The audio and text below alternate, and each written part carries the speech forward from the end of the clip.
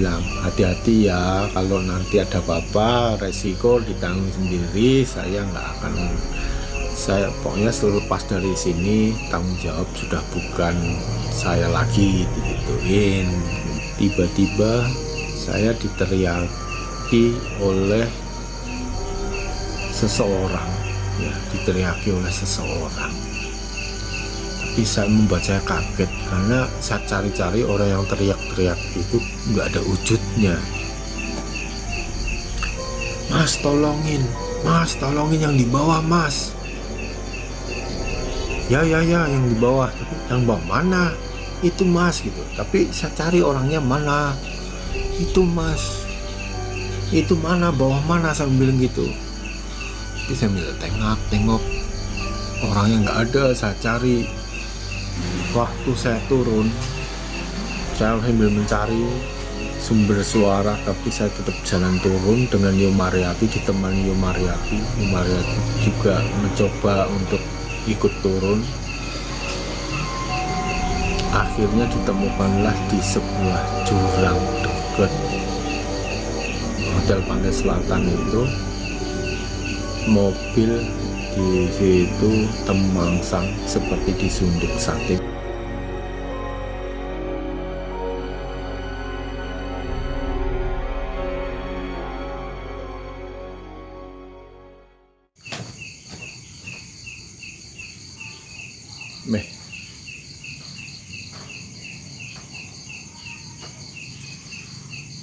Bukan endorse.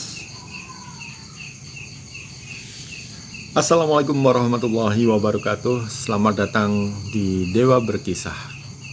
Saya memilih tempat ini yaitu satu, saya tidak perlu membuat background musik, karena kalau kalian mendengar sekarang ada suara jangkrik, suara pik pik pik seperti burung puyuh di belakang saya, auto sawah dan kebun, dan titik sana saya ngopeni lah, memelihara biawak.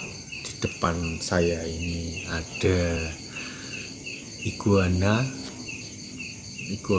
pokoknya perkadalan, asal bukan orang yang suka ngadalin aja. Oke. Dewa Berkisah kali ini mungkin saya akan menceritakan apa ya, yang perlu seram-seram atau membahagiakan atau bagaimana, atau datar-datar aja ya. Saya akan bercerita tentang mungkin ini aja, Watu Gupit. Itu rumah kedua saya, Watu Gupit. Pernah mendengarkah kalian dengan istilah Watu Gupit? Sebetulnya Watu Gupit tidak begitu terkenal. Istilah yang paling terkenal, lebih terkenal lagi, yaitu dengan nama Parang Endok. Oke. Tapi tidak masalah kita bicarakan dengan nama mungkin Bukit Paralayang Watu Gupit atau Bukit Pemanjat Tebing Watu Gupit, karena sama-sama untuk olahraga petualang di sana. Watu Gupit terletak di Desa Giri Cahyo, Kecamatan Purwosari, Gunung Kidul, Yogyakarta. Ya, 26 tahun yang lalu, tepatnya 1996, saya pertama kali datang ke Watu Gupit. Dulu kita sebut dengan nama Parang Endok, ya. Kita sebut dengan nama Parang Endok. Kenapa kok Parang Endok? Secara zona spiritual, oleh pihak keraton Yogyakarta, daerah spiritual daerah situ dibagi menjadi 3, ya. Satu, Parang Endok, yaitu Watu Gupit itu. Lalu Parang Tritis, itu pantai wisatanya, dan Parang Kusumo, di mana ada gumuk pasirnya di sana, ya. Parang Endok, Parang Tritis, Parang Kusumo. Untuk menuju ke daerah Watu Gupit di zaman waktu itu sangatlah susah, hingga tahun 2 sebetulnya sudah sering kali dibangun, tetapi selalu rusak, selalu nggak tahu ya ada persoalan apa dengan jalan itu. Tapi yang jelas memang serem-serem sedap. Di Watu Kubit itu kalau kita mau menuju ke ritual atau ke gua wisata ritual, yaitu Gua Langse, mau tidak mau kita harus menuju Watu Kubit itu, melewati ya, karena kita dari Watu Kubit rata-rata nanti kita akan parkir di situ, lalu jalan kaki menuju ke tebing Gua Langse-nya. Silahkan di searching di Google bisa. Lalu yang kedua, dataran tinggi, saya lupa namanya apa, yang jelas di situ ada situs batu-batu candinya, di mana legendanya di situ tempatnya Bandung Bondowoso mendapatkan ilmu kanuragan, ilmu linuwih, ilmu tinggi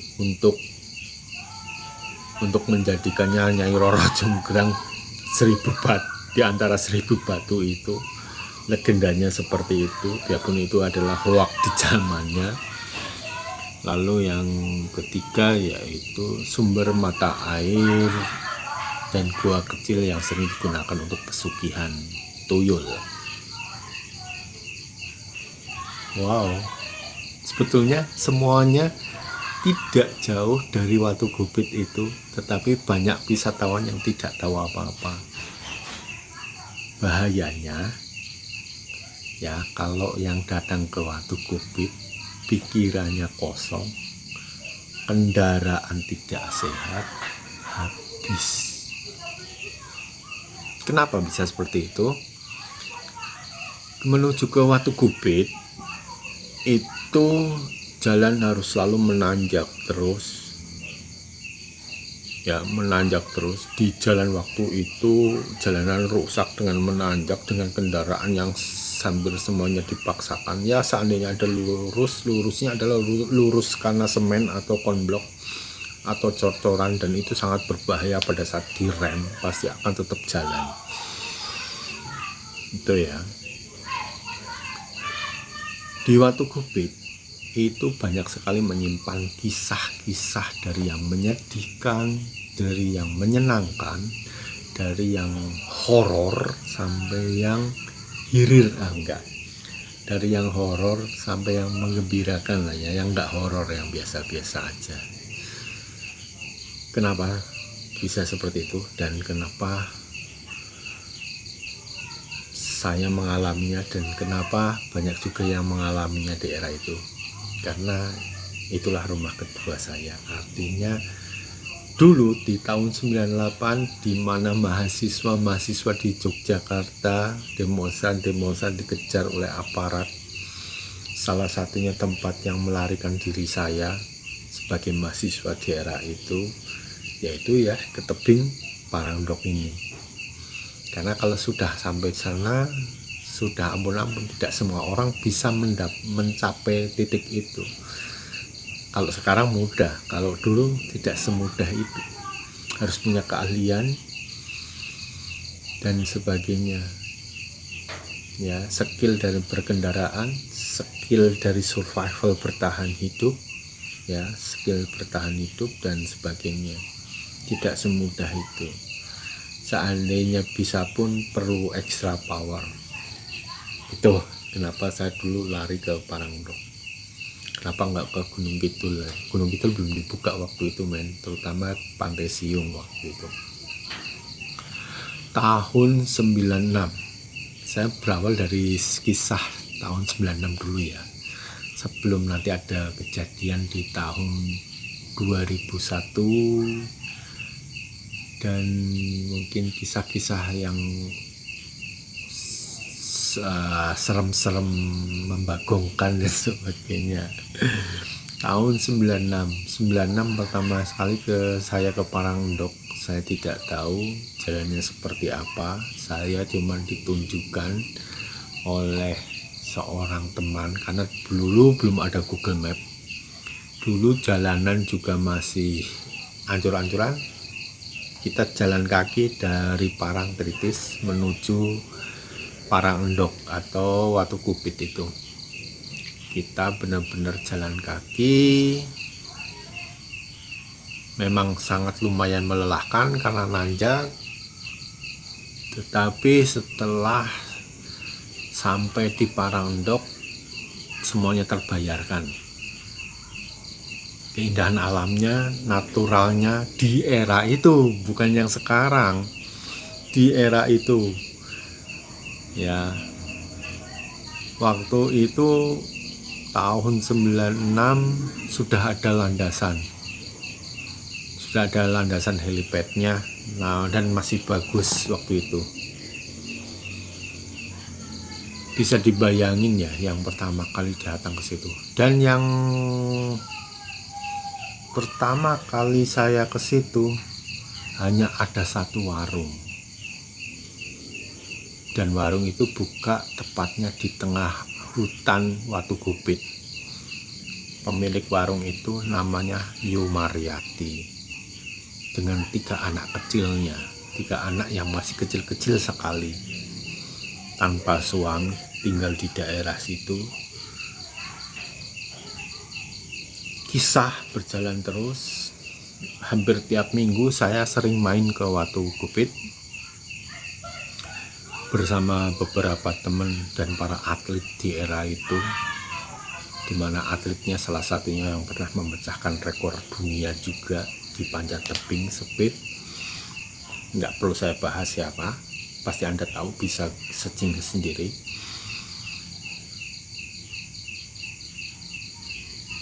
Waktu itu saya pertama kali dengan tim saya ke Watu Kupit ini, kita tidur masih kondisinya sangat gelap gulita karena di tengah hutan. Saya mencoba nanti siapa tahu saya temukan foto-foto lama waktu itu, karena masih pakai flash. Semoga ada foto-foto lamanya. Kalau saya sempat ke kampus, mungkin kalau di kampus ada lah pasti. Tapi ya cobalah nanti saya cari foto-fotonya. Di situ serem-serem menyenangkan tidur di daerah situ, karena satu, anginnya sangat besar sekali di daerah Watu Kupit dan selalu anginnya berputar. Kalau kita bikin kayu bakar tidak langsung jadi, kecuali kita membuat atau mepet dengan batu dulu. Tuh, pernah ada kejadian kita bertujuh bersama teman naik tidur di Parangendok di Watu Kupit itu. Kita camping, kita buka tenda, kita mencoba untuk membuat api unggun, dan jadi alhamdulillah kita sambil main gitar. Ada teman menghitung jumlah anggota yang tidur, karena kita bertiga di depan, kita main gitaran sambil gitar bernyanyi gitu. Kita noleh ke teman-teman yang di dalam tenda. Kalau kita di depan tenda adalah 3, berarti di dalam ya 5 ya, di dalam 5, karena kita tadi ber-8 ya, kita ber-8. Saya ingat kita ber-8. Tetapi pada saat kita hitung jumlahnya jadi ada 6, berarti kita total 9 dong. Kita hitung lagi, kita bukain satu-satu, mukanya kita liatin, bodoh amat, kita bukain satu-satu, lihat, oh lihat ada. Pas dibukain satu-satu, jumlahnya kembali ke 5. Tutup lagi, suruh tidur lagi, kita jaga sambil main gitar, jumlahnya nambah lagi. Sampai seperti itu pernah kita dipermainkan. Hal-hal yang biasalah.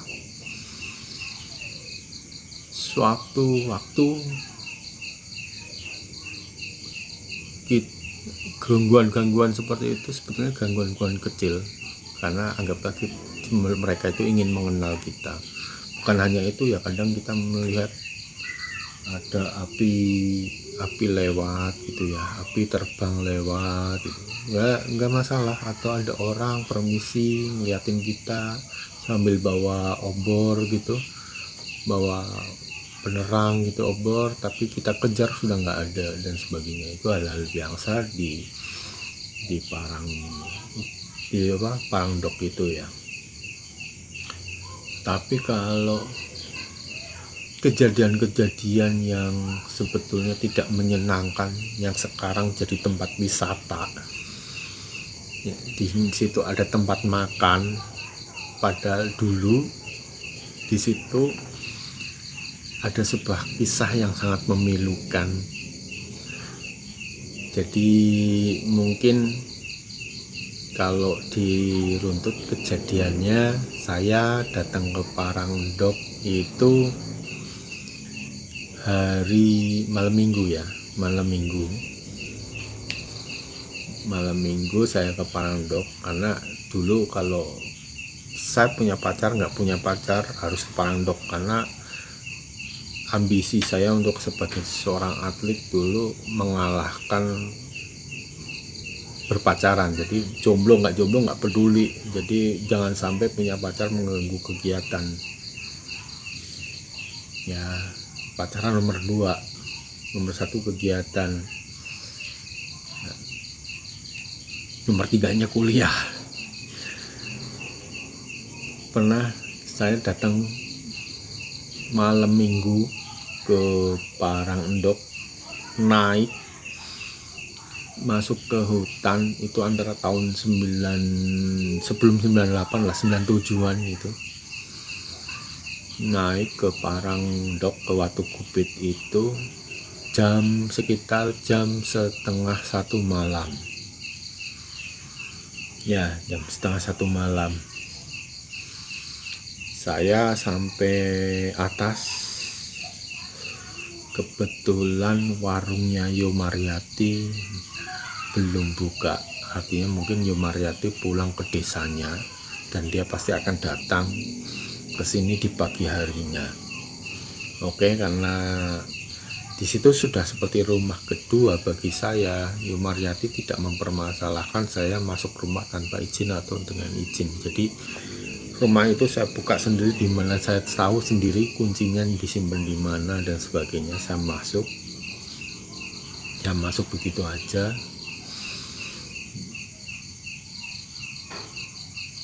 Waktu tidurlah saya di situ sendirian.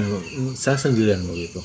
Biasanya berdua. Saya berasumsi bahwa waktu saya berangkat paling di Parangdok sudah ada tim dari perkumpulan yang lain, jadi setidaknya saya menemani gitu kan kalau ada apa-apa yang manjat tebing. Ternyata nggak tahu sampai ke Watu Gupit di tengah malam jam 1:30 itu sepi sekali dengan hutan itu. Saya sendirian, saya nggak peduli, ya udah tanggung daripada turun, tidur di tempatnya Yomaryati itu. Biarpun ternyata kosong, orangnya nggak ada. Pada saat dia tidur mencium bau-bau tidak enak, sebetulnya kayak bau-bau busuk, tetapi saya tidak peduli. Ya udah besok malam aja lah, besok siang aja lah, kita cari tahu itu bau apa. Saya nggak peduli sebetulnya waktu itu. Setelah pagi saya tidur di situ, pagi bener dugaan saya Yomaryati datang. Sambil kita ngobrol, beliau bersih-bersih rumah sambil masakin apa yang untuk sarapan saya. Yomaryati bilang ke saya, dia bercerita bahwa antara hari Rabu, hari Kamis waktu itu datang ada orang yang mungkin stres atau apalah, karena diajak ngobrol habis makan dari sini nggak nyambung katanya. Nah sekarang orangnya kemana nggak tahu, mungkin ke Gua Langse atau ke mana, sembunyi di mana atau jalan pergi kemana nggak tahu. Yang jelasnya menurut Yomaryati mungkin ke Langse karena arahnya ke sana gitu. Dari situ saya mulai curiga dengan sesuatu bau yang semalam saya cium. Saya juga cerita ke Yu Mariati, yuk kemarin wingi iki jenengan meneng kene ra? Iya lah, ngopo mabuk koyo ngene ra? Bau seperti ini enggak? Ya ada sih bau dikit-dikit, apalagi kalau pas anginnya gede gitu baunya nyumbang. Nah di situ saya mulai curiga, ini ada yang nggak beres, ini bau nggak beres yuk. Kalau kewan tikus itu radius sekian meter tuh nggak mungkin kecium, atau karena kecil juga. Nah waktu itu saya kepikiran, yuk ini ki kue munggah nenggon puncak Paralayang era. Ora, aku wis seminggu ora munggahi, aku seneng ngisor kene nggon pendopo. Di situ saya mulai curiga. Waktu itu saya ngajak anaknya Yu Mariati yang masih kecil. Saya panggil Letong, Tong, munggah yuk ke atas, temenin aku bentar. Itu sekitar jam 9 pagi ya, menjelang siang hari. Di daerah situ udah panas sekali waktu itu. Awalnya Letong nggak mau, tapi akhirnya nggak mau naik. Setelah naik kaget, dari sebelum sampai ke helipadnya baunya semakin tajam, luar biasa. Saya sudah langsung ambil keputusan fix, ini bukan bau hewan mati, ini jelas manusia, ada yang meninggal di sini. Waktu itu saya tapi udah curiganya seperti itu di otak saya, karena pengalaman bau-bau yang sebelumnya yang pernah saya hadapi ya, yang pernah saya punya pengalaman hal itu. Saya naik, semakin jelas ada apa itu bayangan yang gantung. Jadi di helipad di atas Watu Gupit itu ada pondok kecil, tempat untuk para glider istirahat. Sekarang pondok itu sudah diratakan dengan tanah karena mungkin terlalu horor di era zaman itu. Itu tergantung orang terikat ya, bunuh diri dengan gantung diri lah ya, di tiang dekat dengan pondokan helipad itu. Dan warnanya sudah menghitam, dengan lidah menjulur, mata melotot gitu, dan warnanya hitam karena mungkin pembusukan, kena matahari dan sebagainya, kena cahaya. Dan berapa hari daerah situ oleh Yu Mariati juga nggak ditengok. Mungkin kalau seorang pemanjat tebing juga yang pernah datang ke situ, mau nggak mau pasti ketahuan cepet, karena nggak ada pemanjat yang seminggu itu datang. Pertama kalinya saya yang datang. Wow, luar biasa itu. Dari jarak berapa meter gitu saya sudah kaget. Saya sudah ambil keputusan balik aja, lapor polisi, karena kita tidak punya, kalau sekarang bisa lah saya telepon, saya foto ya dengan kamera, tapi waktu itu keterbatasan peralatan. Kalau saya motret dengan klise juga rugi. Saya langsung turun, beritahu Yu Mariati, langsung lari ke kantor polisi terdekat. Itu salah satu kisah yang ada di Watu Gupit. Yang kisah yang lain yang paling memilukan di Watu Gupit itu yaitu pada saat ada satu keluarga membawa kendaraan minibus, tipe minibus, mobil yang hanya bisa diisi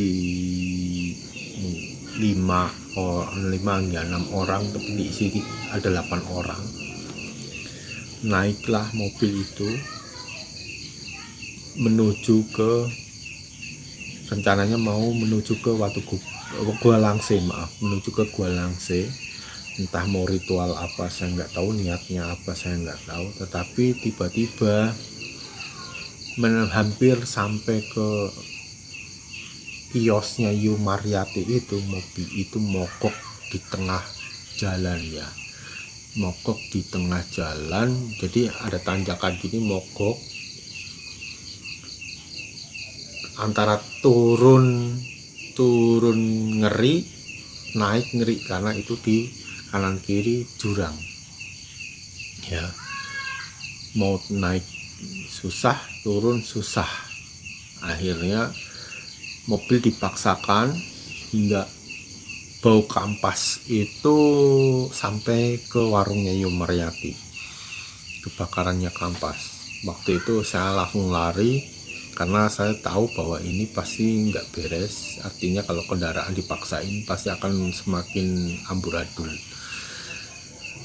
Waktu saya sampai, karena jarak antara warung ke mobil itu juga nggak terlalu jauh, saya bisa lari lalu menghampiri mobil itu. Semua penumpang tak suruh turun semuanya, dan penumpang sopirnya tak suruh keluar, karena mobil itu di handrem kan, otomatis nggak naik nggak turun kan. Karena kondisi seperti itu, biar saya waktu itu saya bilang kepada sopirnya, Pak, biar saya handle. Waktu itu saya ngode ke Yu Mariati, yuk tolong puteri mobil ini, karena saya tahu betul ya Yu Mariati juga sedikit banyak, biarpun dia selalu ngakunya nggak bisa apa-apa, tetapi dia paham betul mengenai dunia spiritual, biarpun dia selalu bilang saya nggak tahu apa-apa mas gitu. Saya ngode ke Yu Mariati, yuk tolong bantu aku puteri mobil ini. Dia langsung paham apa maksud saya. Setelah dia membaca selawat dan sebagainya, mobil itu saya nyalakan. Alhamdulillah bisa sampai selamat, naik ke atas ke titik teraman di dekat warungnya Yu Mariati. Astagfirullah, kucing. Nah, setelah dari situ Yu Mariati bilang kepada rombongan tersebut, bapak sama ibu-ibu, ya rombongan satu keluarga itu, nggak tahu satu keluarga atau bukan ya, yang jelas ditanya mau kemana, Gua Langse Bu. Waktu itu Yu Mariati langsung melarang, nggak usah ke Gua Langse, lebih baik sekarang turun pulanglah, diingetin.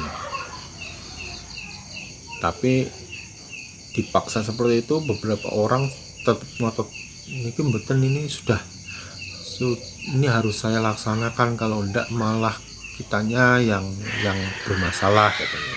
Terserah bapak ibu, lebih baik ditunda dulu. Yu Mariati bilang gitu, lebih baik ditunda dulu, lebih baik sekarang turun pulanglah, sekarang kurang baik untuk melakukan ritual.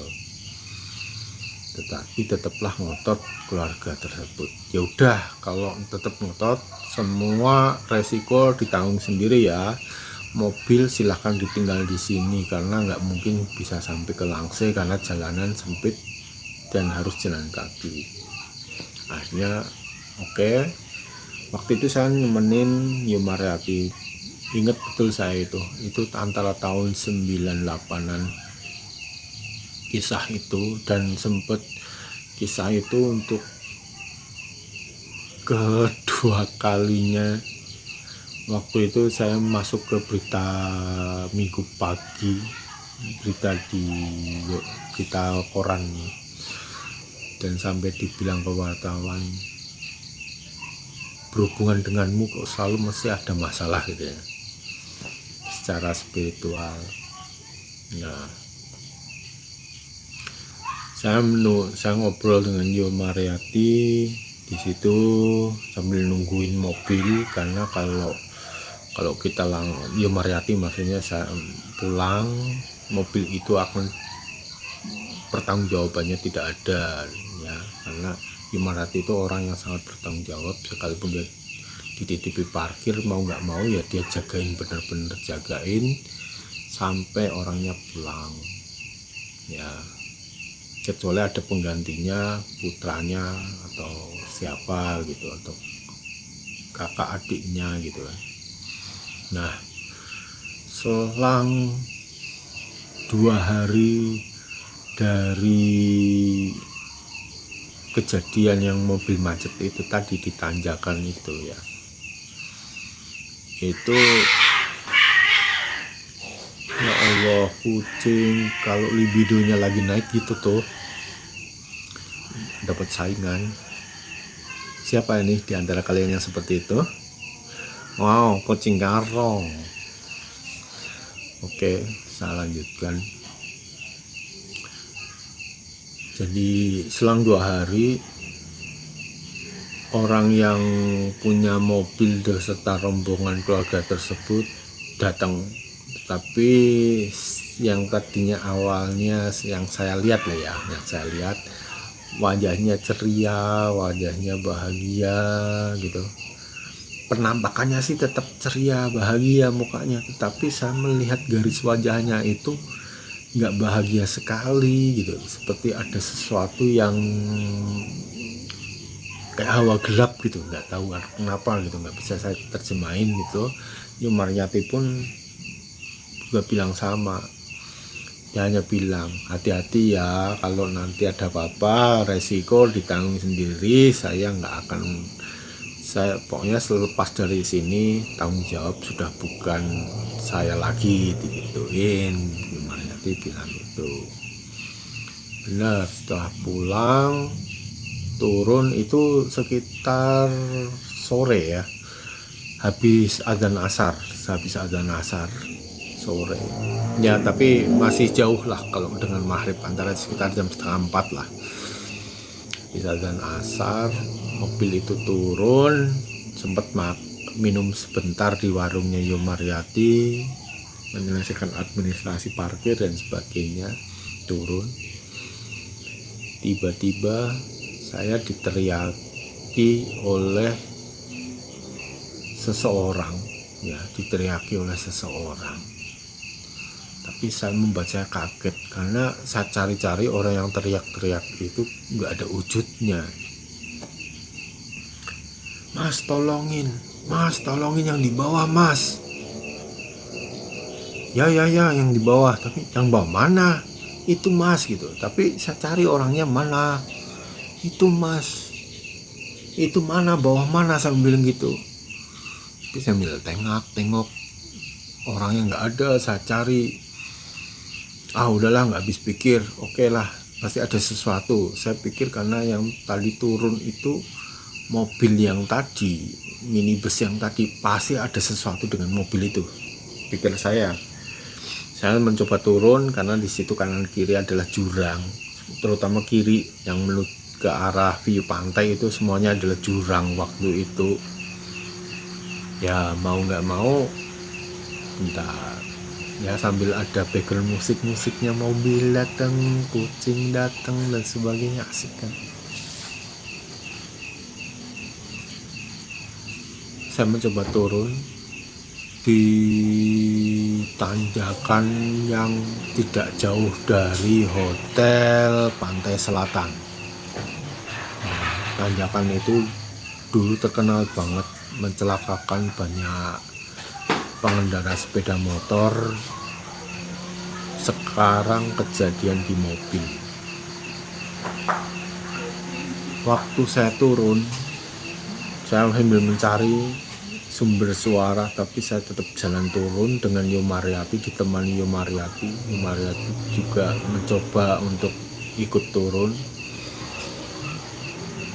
Akhirnya ditemukanlah di sebuah jurang dekat Hotel Pantai Selatan itu, mobil di situ temangsang seperti disunduk sate mobilnya oleh sebuah batang pohon jati kalau nggak salah ya, sebatang pohon jati. Di situ semua penumpangnya tewas. dengan masing-masing dengan cara yang tidak sama semuanya. Ada yang tertusuk batang bambu perutnya, ada yang di bawah mobil dengan kondisi beberapa bagian tubuh pecah, ada yang cuman masih duduk di dalam mobil tapi juga sudah nggak ada nyawanya, beberapa juga ada yang nyantel di pohon dan sebagainya. Mengerikan. Kondisi itu langsung, untungnya tidak lama,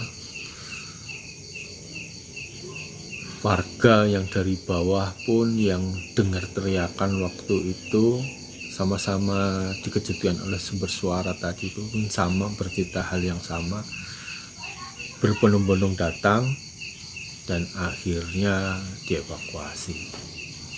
Itu salah satu kisah yang ada di Watu Gupit Parangendok ya, di Yogyakarta.